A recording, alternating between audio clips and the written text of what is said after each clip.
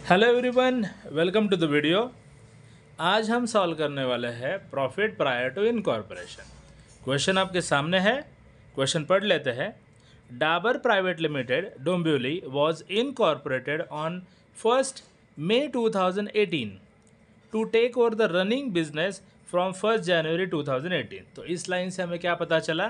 Question में दिया है कि डाबर प्राइवेट लिमिटेड इनकॉर्पोरेटेड मतलब जब कंपनी का इनकॉर्पोरेशन हुआ वो डेट है 1st May 2018 एंड जब वो बिजनेस परचेज किया, टेक ओवर किया, तो टेक ओवर की डेट है 1st January 2018।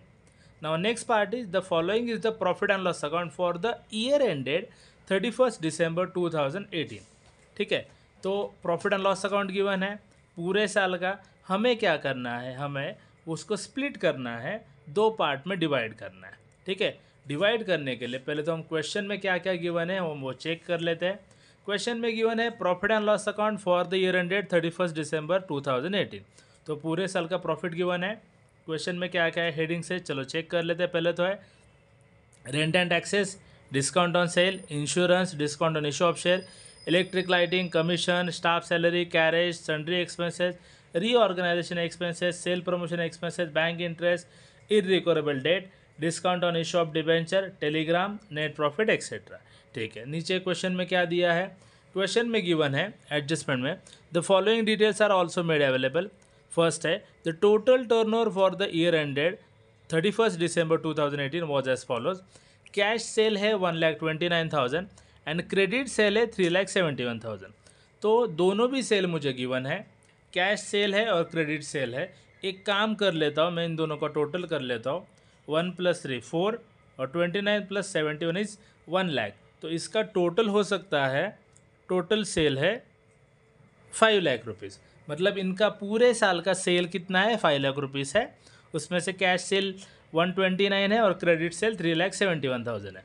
मुझे बाइफर्केशन की ज़रूरत नहीं है, मुझे सिर्फ टोटल सेल चाहिए, याद रखो। ठीक है, टोटल सेल 5 लाख है। उसके बाद लिखा है of which 2 lakh rupees were for up to 30th April 2018। तो 30 अप्रैल 2018 तक सेल 2 लाख रुपीज़ ऑलरेडी है। नेक्स्ट गिवन है investment were taken over by the company from the vendor as a part of purchase consideration. ठीक है, तो इन्वेस्टमेंट कैसे किया है? As a part of purchase consideration taken over किया है। नेक्स्ट है sale promotion expense were directly proportional to the turnover of the company. तो सेल प्रमोशन कैसे डिस्ट्रीब्यूट करना है हमें? तो टर्नओवर के हिसाब से डिस्ट्रीब्यूट करना है। ओके, तो बिफोर सॉल्विंग दिस क्वेश्चन, ये क्वेश्चन सॉल्व करने से पहले आपको क्या करना पड़ेगा? ये जो एक्सपेंसेस है ये मुझे स्प्लिट करने हैं और स्प्लिट करने के लिए कुछ रेशोज़ गिवन है। तो आपको ये रेशो याद रखने पड़ेंगे। रेशो कौन कौन से हैं मैं आपको बता देता हूँ। फर्स्ट रेशो है टाइम रेशो। इसका मतलब है कुछ एक्सपेंसेस टाइम के हिसाब से चेंज होते हैं। जैसे अगर 4 मंथ्स का एक्सपेंस है तो उससे हमें 4 मंथ्स का लिखना पड़ेगा, और 8 मंथ्स का एक्सपेंस है तो मुझे वो 8 मंथ में कन्वर्ट करना पड़ेगा। मतलब कुछ एक्सपेंसेस मंथ के हिसाब से क्या हो जाते हैं, चेंज हो जाते हैं, और मंथ के हिसाब से हमें पेड करना पड़ता है। जैसे एग्जाम्पल के लिए हम एक काम करते हैं, जो भी है हम उसके आगे टाइम के लिए टी लिख देते हैं। ठीक है, तो चलो स्टार्ट कर लेते हैं। पहला तो है रेंट एंड टैक्सेस। तो रेंट हमेशा कैसे जाता है? रेंट हमेशा टाइम से जाता है, इसलिए मैं इधर लिख देता हूँ टी। हो गया रेंट। नाउ नेक्स्ट है रेंट के बाद डिस्काउंट टाइम से नहीं जाता। इंश्योरेंस, तो इंश्योरेंस भी हम कैसे डिस्ट्रीब्यूट कर सकते हैं? कैसे पे करते हैं? तो टाइम से पे करते हैं, इसलिए इंश्योरेंस भी टाइम से हो गया। नेक्स्ट उसके बाद है इलेक्ट्रिकल लाइटिंग। तो नॉर्मली लाइट बिल भी कैसे आता है? एक टाइम के हिसाब से आ जाता है, इसलिए वो भी टाइम में हो जाएगा। उसके बाद है कमीशन। तो कमीशन टाइम के हिसाब से नहीं जाता। नेक्स्ट है स्टाफ सैलरी। तो सैलरी भी हम कैसे पे करते हैं? टाइम के हिसाब से। ठीक है, सैलरी हो गया। उसके बाद है कैरेज। तो कैरेज का मतलब होता है transportation charges. Transportation charges time के हिसाब से नहीं जाता। नेक्स्ट है सन्ड्री एक्सपेंसेस।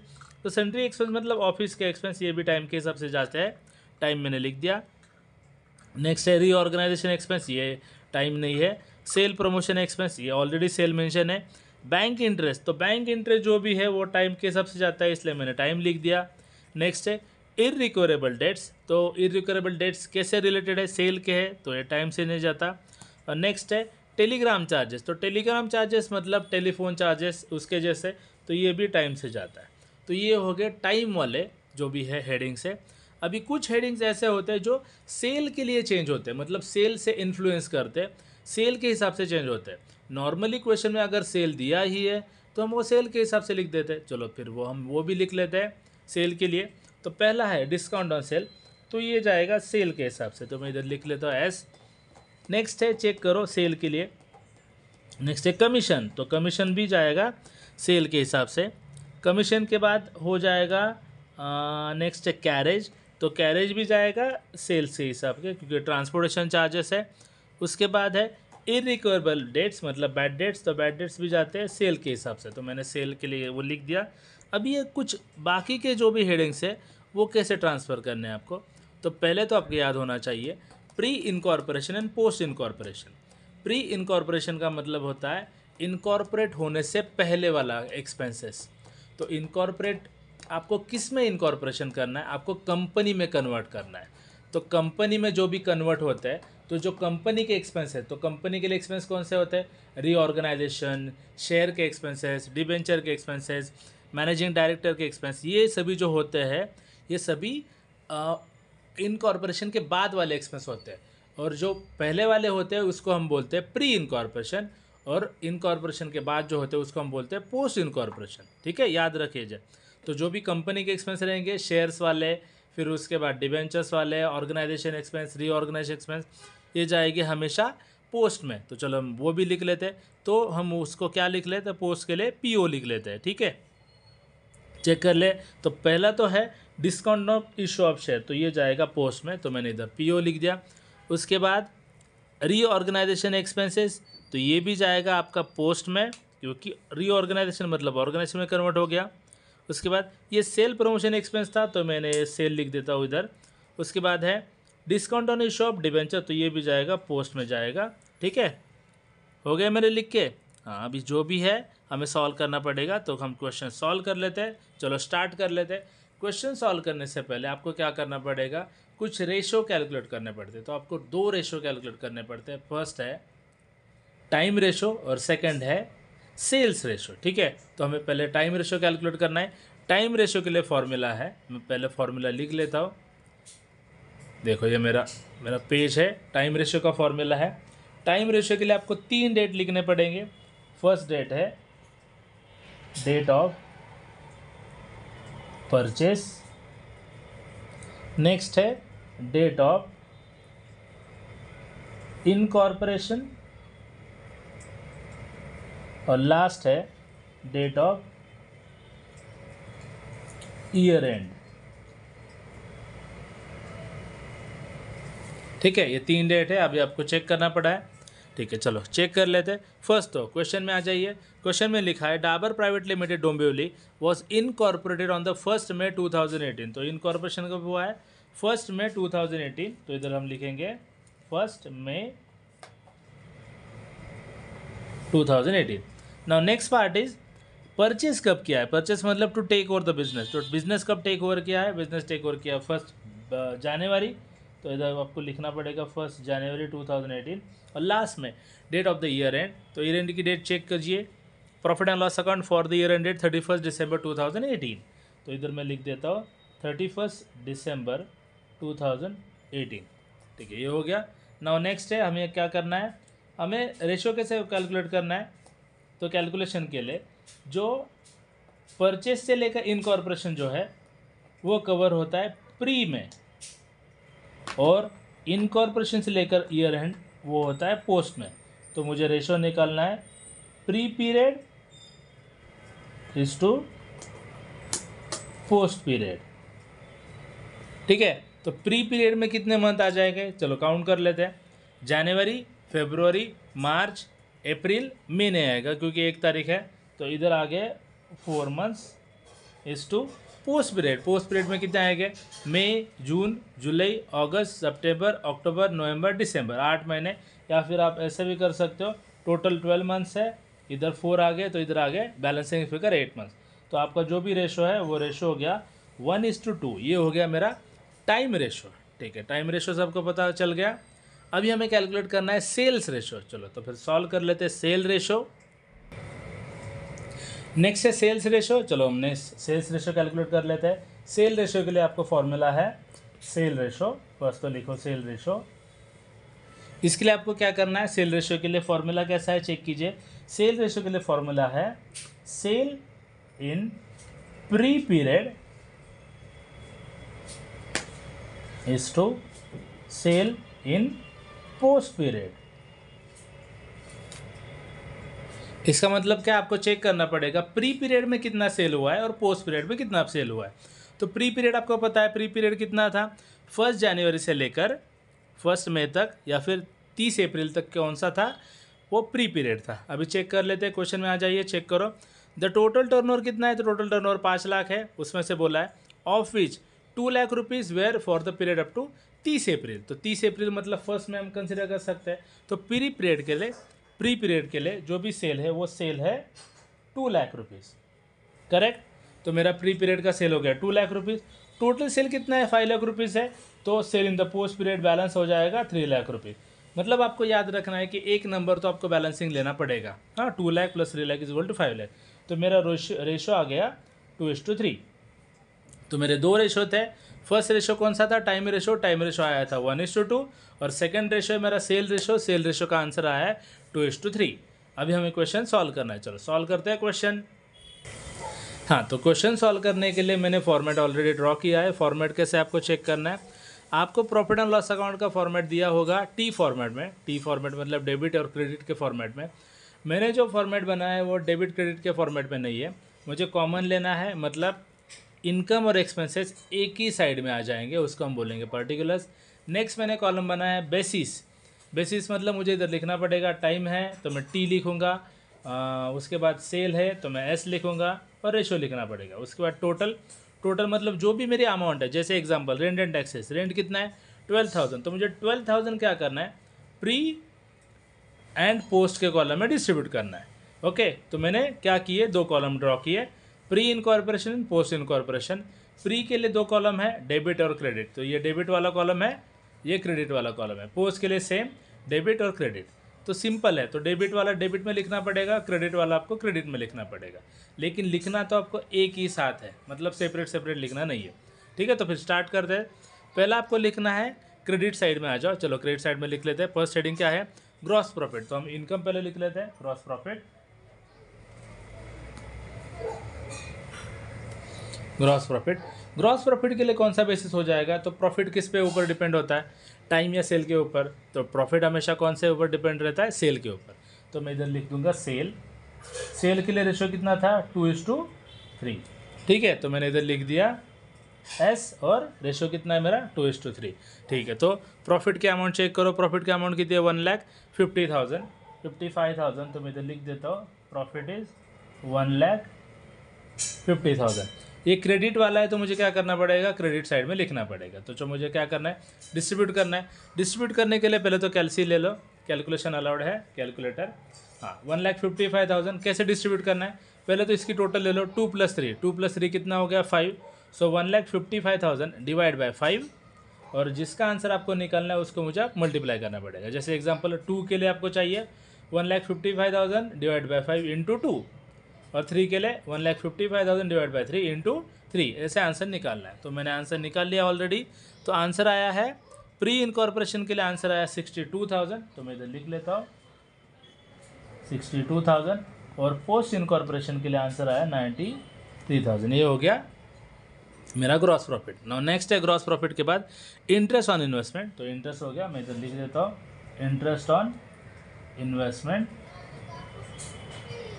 नॉर्मली इंटरेस्ट आपको क्या होता है, आपको इंटरेस्ट हमेशा टाइम से मिलता है, लेकिन एक्चुअल में क्या बोला, ये इंटरेस्ट कौन सा है, ये जो आपने परचेस कंसिडरेशन लिया था, तो मतलब इसका मतलब इनकॉर्पोरेशन के पहले आपने लिया था।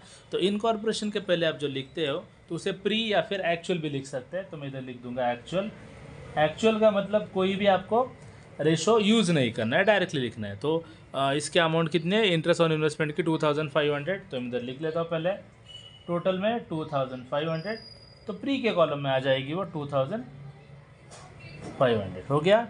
नेक्स्ट ये हो गया मेरा इनकम साइड कंप्लीट हो गया। इनकम सी, अभी इनकम के लिए आपको क्या करना है, टोटल लेनी है। तो इनकम की मैं टोटल ले लेता हूँ। इनकम की टोटल होगी 1,57,500, ये हो गया 64,500 और इसका हो गया 93,000। ऐसे डायरेक्टली नहीं लिखना है, ये हम क्या करेंगे नीचे लिख देंगे सेम साइड में, ठीक है। नाउ नेक्स्ट पार्ट क्या है, मतलब ये लिखने की ज़रूरत नहीं है, अगर आपने ये टोटल लिखा तो भी चलेगा 1,57,500, ठीक है। नेक्स्ट अभी क्रेडिट साइड हमने क्या किया, ट्राई किया। अभी नेक्स्ट लेना है आपको एक्सपेंस साइड, मतलब जो भी डेबिट साइड है वो डेबिट साइड आपको क्या करना पड़ेगी, लिखनी पड़ेगी। डेबिट साइड में क्या क्या है चेक करो, रेंट है, सभी एक्सपेंसेस है, हम एक एक ट्राई कर देते हैं। तो पहला एक्सपेंस है रेंट एंड टैक्सेस, तो मैं इधर लिख लेता हूँ rent and taxes, rent and taxes. तो आपके पास दो रेशो है, एक तो टाइम रेशो है और सेकंड है सेल रेशो। तो रेंट किस में जाता है, तो रेंट टाइम के हिसाब से चेंज होता है, इसलिए मैं इधर लिखता हूँ टी हो गया। रेशो कितना है 1:2, मुझे 1:2 में डिस्ट्रीब्यूट करना है। पहले तो रेंट के लिए अमाउंट कितना है 12,000, तो 12,000 हो गया। 12,000 मुझे डिस्ट्रीब्यूट करना है, रेशो है 1:2, तो 12,000 डिवाइड बाई 3, आंसर हो गया 4,000। तो मेरा डिस्ट्रीब्यूशन हो जाएगा 4,000 एंड 8,000। अब ये डेबिट साइड इसलिए मैंने किधर लिखा है, डेबिट साइड में लिखा है, ठीक है। नेक्स्ट पार्ट, रेंट के बाद क्या है, रेंट के बाद है डिस्काउंट ऑन सेल, ठीक है। तो मैं इधर लिख देता हूँ discount on cell. Discount on cell नाम में लिखा है सेल, तो रेशो हो जाएगा सेल, उसका रेशो है 2:3। डिस्काउंट ऑन सेल के अमाउंट देखो, चेक करो कितना है 3,500। तो 3,500 मुझे क्या करना है, डिस्ट्रीब्यूट करना है। 3,500 डिवाइड बाई 5, इसका आंसर आ गया 700। 700 इंटू 2, तो इसका आंसर हो गया 1,400 और इंटू 3 इसका आंसर आ गया 2,100। ये हो गया discount on cell. Now next part है डिस्काउंट ऑन सेल के बाद इंश्योरेंस, तो मैं इधर लिख लेता हूँ। नेक्स्ट है इंश्योरेंस। इंश्योरेंस हमेशा टाइम से जाता है, टाइम से चेंज हो जाता है, तो इंश्योरेंस के लिए 1:2। इंश्योरेंस की अमाउंट है 3,000। Again same step, 3,000 divide by 1 + 2 3, 3,000 divide by 3, answer is 1,000। तो आंसर आ गया 1,000 और 2,000। ऐसे आपको क्या करना है, डिस्ट्रीब्यूट करते जाना है। नेक्स्ट है इंश्योरेंस के बाद discount on issue of share, ठीक है। इधर लिख लेते हैं discount on issue of share, ठीक है। तो शेयर नाम आ गया, तो ये जाएगा पोस्ट में। तो पोस्ट के लिए आप क्या कर सकते हो, पीओ लिख सकते हो या फिर पोस्ट पूरा लिख दो, और पोस्ट के लिए कोई भी फॉर्मूला यूज़ नहीं होगा, ठीक है। रेशियो नहीं यूज़ होगा, आप डायरेक्ट किधर लिख सकते हैं, पोस्ट मतलब पोस्ट इनकॉर्पोरेशन के कॉलम में। पहले तो अमाउंट कितना है, discount on issue of shares का अमाउंट है 3,000, तो टोटल के कॉलम में 3,000 हो गया, इधर डैश डायरेक्टली ये जाएगा 3,000 उधर इसके कॉलम में, ये हो गया पोस्ट इनकॉर्पोरेशन। नाउ नेक्स्ट है इलेक्ट्रिक लाइटिंग, तो lighting electric charges. Normally electricity कैसे आ जाती है, टाइम से आ जाती है ना, इसलिए इलेक्ट्रिक लाइटिंग तो ये हो जाती है टाइम से, इसलिए टाइम का रेशियो 1:2। इलेक्ट्रिक लाइटिंग का अमाउंट कितनी है 2,400, तो 2,400 डिवाइड बाई 3, आंसर हो गया 800। 1,600, ये हो गया electric lighting. Now next part क्या है, इलेक्ट्रिक लाइटिंग के बाद कमीशन, ठीक है। तो मैं लिख लेता हूँ कमीशन। कमीशन जाता है सेल के हिसाब से, तो सेल का रेशियो 2:3। हाँ, कमीशन की अमाउंट है 6,000 डिवाइड बाय 2:3, मतलब 5 से मैंने क्या किया, डिवाइड किया कमीशन को, तो आपका आंसर आ गया 5 ना, ओके 1,200। तो मल्टीप्लाई करने के बाद आ गया आपका 2,400 और उधर आ गया 3,600। ये हो गया कमीशन। नाउ कमीशन के बाद नेक्स्ट चेक कीजिए, नेक्स्ट है कमीशन के बाद स्टाफ सैलरी। तो स्टाफ सैलरी लिख लेते हैं। स्टाफ सैलरी, सैलरी किस पे चेंज होती है, सैलरी चेंज होती है टाइम के हिसाब से। टाइम का रेशो है 1:2, ठीक है। चलो स्टाफ सैलरी, सैलरी का अमाउंट कितनी है 36,000। 36,000 डिवाइड बाई 3, तो आपका आंसर हो गया 12,000 और ये जाएगा 24,000, ठीक है। ये हो गया सैलरी। नाउ नेक्स्ट है कैरेज। ऐसे आपको हर एक जो भी हेडिंग है वो आपको सेपरेट लिखते जाना है। तो कैरेज आएगा सेल के हिसाब से, रेशो है 2:3। कैरेज का अमाउंट कितनी है 3,000, ठीक है। कैरेज का अमाउंट मैंने लिख दी 3,000। हाँ, तो 3,000 कैसे जाएगा, तो 3,000 डिवाइड बाई 5, आपका आंसर है 600, तो इसका आंसर हो गया 1,200 इसका हो गया 1800, ये हो गया मेरा कैरेज। ठीक है, कैरेज हो गया।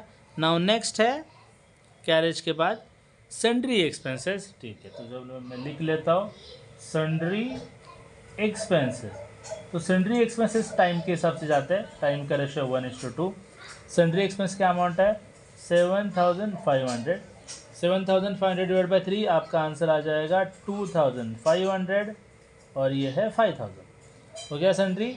नेक्स्ट है सन्ड्री एक्सपेंस के बाद रीऑर्गेनाइजेशन एक्सपेंसेस, तो इधर लिख दो रीऑर्गेनाइजेशन एक्सपेंसेस। तो रीऑर्गेनाइजेशन मतलब ये जाएगा पोस्ट में, पोस्ट है तो डायरेक्टली ये पोस्ट के कॉलम में जा सकता है। तो ये है 4300, ये डायरेक्टली जाएगा पोस्ट के कॉलम में।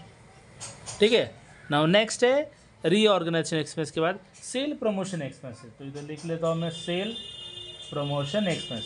इसमें तो नाम में ही लिखा है सेल प्रमोशन, तो ये जाएगा सेल के रेशो में, सेल का रेशो है 2:3। सेल प्रमोशन एक्सपेंस की अमाउंट है 4000 divide by 5, 800, 8 to the 16, answer आ गया 1600, 2400। याद रखो आपको कैसे सॉल्व करना है, अमाउंट लेनी है टोटल, इसको टोटल रेशो से डिवाइड करना है और इंडिविजुअल नंबर से मल्टीप्लाई करके लिखना है। ये हो गया sale promotion. Now next is bank interest, तो मैं इधर लिख लेता हूँ bank interest. Bank interest time से जाता है, रेशो है 1:2। बैंक इंटरेस्ट की अमाउंट है 1500, 1500 बाई 3, आपका आंसर आ जाएगा 500 और 1000। ठीक है, नाउ नेक्स्ट है बैंक इंटरेस्ट के बाद इररिकवरेबल डेट्स, तो ये बैड डेट्स भी है, तो मैं क्या कर लेता हूँ डायरेक्टली बैड डेट्स लिख लेता हूँ। ठीक है, बैड डेट्स जाते हैं सेल के रेशो में, इसका फॉर्मूला है रेशो है 2:3। तो बैड डेट्स की अमाउंट है 2000, तो 2000 अगर गया तो ये हो गया 800 और 1200। ठीक है, ये हो गया बैड डेट्स। नाउ नेक्स्ट है discount on issue of debenture, इधर लिख लेता हूँ मैं discount on issue of debenture. फिर से शेयर्स डिबेंचर जो भी है वो जाएगा पोस्ट में, तो पोस्ट में लिखना है आपको डायरेक्टली। कितना है वो अमाउंट, वो है 6300, डायरेक्टली जाएगा पोस्ट के कॉलम में 6300। हो गया। और लास्ट है टेलीग्राम चार्जेस। टेलीग्राम चार्जेस मतलब telephone charges. Normally Telegram charges कैसे जाते हैं, वो जाते हैं टाइम से, तो इधर मैं लिख लेता हूँ टाइम का रेशो 1:2। टेलीग्राम चार्जेस है 3000, तो ये हो जाएगा 1000 और 2000। तो ऐसे आपको करना है, जो भी एक्सपेंस है वो उसकी जो गिवन अमाउंट है वो मुझे स्प्लिट करनी है, सिर्फ इतना ही काम करना है आपको। ठीक है, अभी नेक्स्ट पार्ट मुझे क्या करना है, क्लोज करना है। चलो फिर क्लोज कर लेते हैं। क्लोज कैसे करना है, आपको टोटल लेना है। पहले तो हम क्या कर लेते हैं, जो पोस्ट वाला है वो सॉल्व कर लेते हैं। पोस्ट की टोटल चेक करो, 93,000 है, तो ये टोटल ज़्यादा आएगी, तो पोस्ट की टोटल है 93,000। ठीक है, 93,000 आ गई। 93,000 आपको क्या करनी है, इधर लिखने हैं 93,000। इसमें से आपको क्या करना है, ये जो साइड है ये आपको माइनस करनी है। ठीक है, माइनस करने के लिए एक काम कर लेते हैं, हम क्या कर लेते हैं, इसकी टोटल लिख लेते हैं। तो हम इधर लिख सकते हैं आप टोटल, हाँ इसकी टोटल। तो पोस्ट की टोटल चेक करो, पोस्ट की टोटल आएगी आपकी 68,300 और प्री कॉलम की आपकी टोटल आएगी 29,200। इसकी टोटल आएगी, कैलसी पे चेक करो, 97,500। ठीक है, अभी आपको क्या करना है, क्लोज करना है। कैसे क्लोज करना है चेक करो, पोस्ट के लिए चेक करो, 93,000 टोटल ज़्यादा है, 93 लिखा, इधर 93 लिखा। 93 में से ये क्या करो, माइनस करो, आपको आंसर हो जाएगा। आपका आंसर आया 24,700। इसका नाम क्या है, तो पोस्ट के कॉलम में जो भी आता है उसे हम बोलते हैं रेवेन्यू प्रॉफिट। ठीक है, सेम ऐसे ही 64,500 ये ज़्यादा है, तो मैं इधर लिख दूंगा 64,500 माइनस करके आपका आंसर आएगा 35,300। इसको हम बोलेंगे कैपिटल प्रॉफिट। ठीक है, और ये जो लास्ट है 1,57,500, इसमें से माइनस करके आपका आया 60, तो ये आपको मैच करना है 60 और ये 60। तो मैंने क्या किया, 60,000 स्प्लिट कर दिया। ऐसे आपको क्वेश्चन सॉल्व करना है। ऐसा ही क्वेश्चन हम क्या करेंगे, जो भी है नेक्स्ट वाला ऐसा एक वीडियो बनाएंगे। तो मिलते हैं अगले वीडियो में। Thank you.